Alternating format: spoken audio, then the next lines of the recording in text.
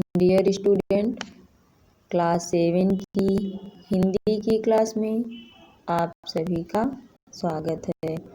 आज हम आप लोगों को पाठ 9 अपमान जो मुझे न भाया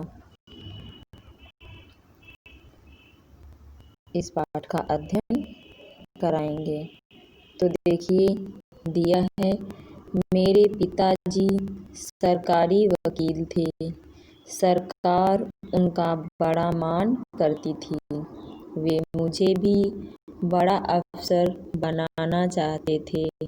उन्होंने मुझे अंग्रेजी स्कूल में भर्ती कराया।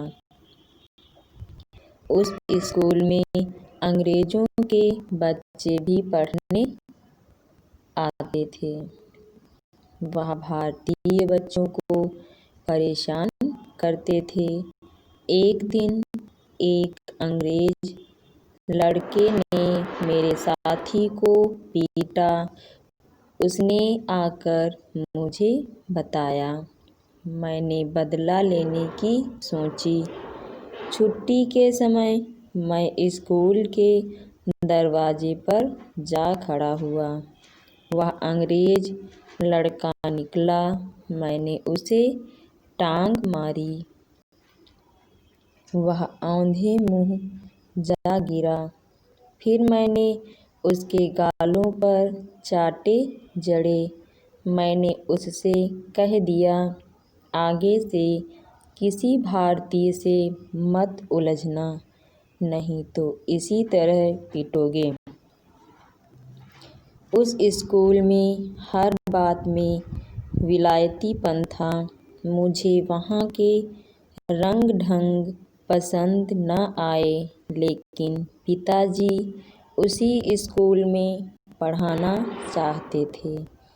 कुछ दिन तो मैं उस स्कूल में पढ़ता रहा, लेकिन एक दिन वहाँ से मन भर गया।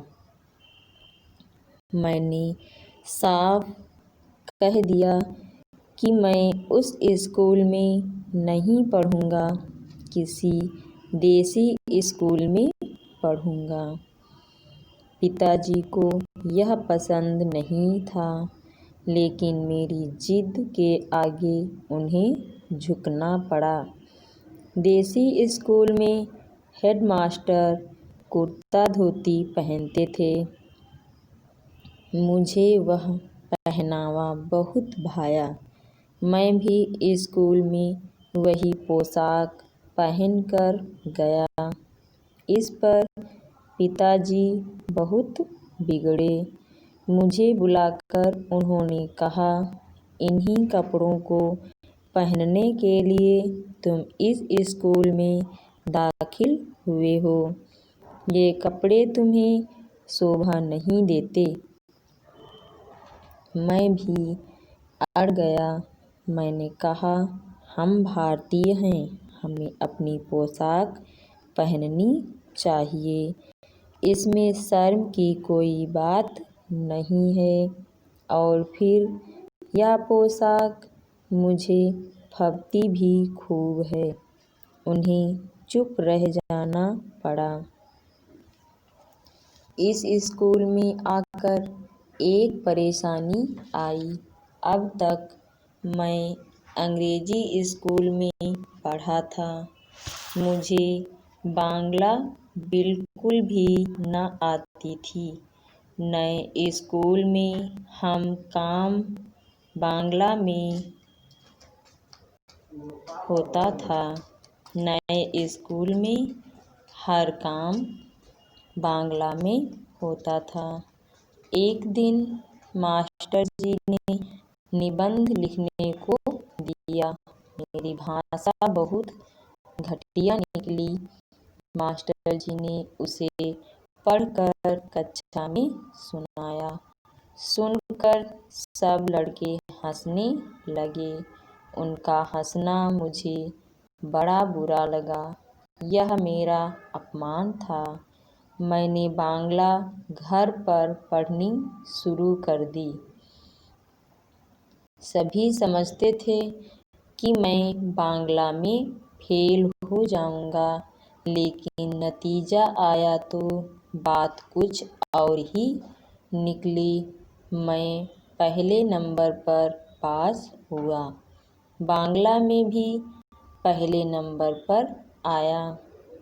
मेरा एक साथी गंदी बस्ती में रहता था। उस बस्ती में चेचक फैली, वह साथी भी चेचक के फंदे में आ गया। मैं रोज उसकी देखभाल के लिए जाने लगा। रोज देर से घर आता, माँ ने पूछताछ की तो मैंने टाल दिया। उन्होंने मेरे पीछे नौकर को लगा दिया। उसने सारी बात बता दी। बात पिताजी तक पहुंची। वे बहुत बिगड़े। बोले, यह छूत का रोग है, तुम भी बीमार पड़ जाओगे।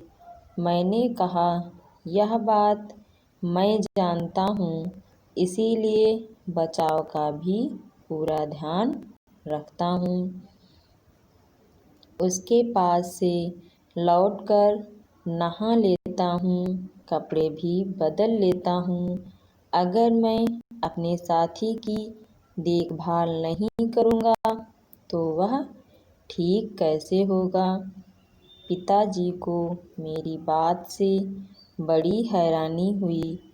उन्होंने उस लड़के की दवा दारू का प्रबंध करा दिया।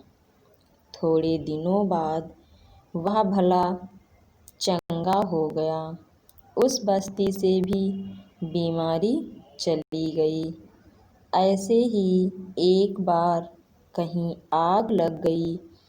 मैं अपने साथियों के साथ वहां पहुंचा।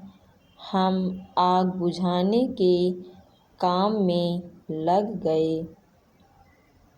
हमें देखकर दूसरे लोग भी जुट गए। जल्दी ही आग काबू में आ गई।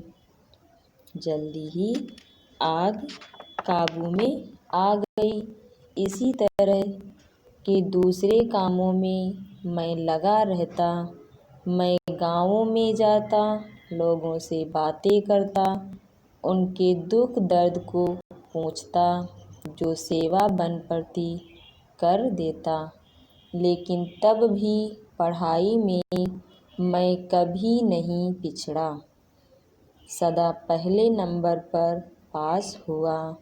पिताजी के कहने पर विलायत भी गया, वहाँ की परीक्षा में भी पास हो गया। लेकिन सरकारी अफसर बनना मुझे पसंद न आया। मैंने नौकरी नहीं की और जीवन भर देश सेवा करने का प्रण लिया। यह पाठ सुभाष चंद्र बोस ने लिखा है। तो इस पाठ को किसने लिखा है? सुभाष चंद्र बोस ने। अब सभी विद्यार्थी इस पाठ को ध्यानपूर्वक पढ़ेंगे। आज की क्लास में इतना ही। धन्यवाद।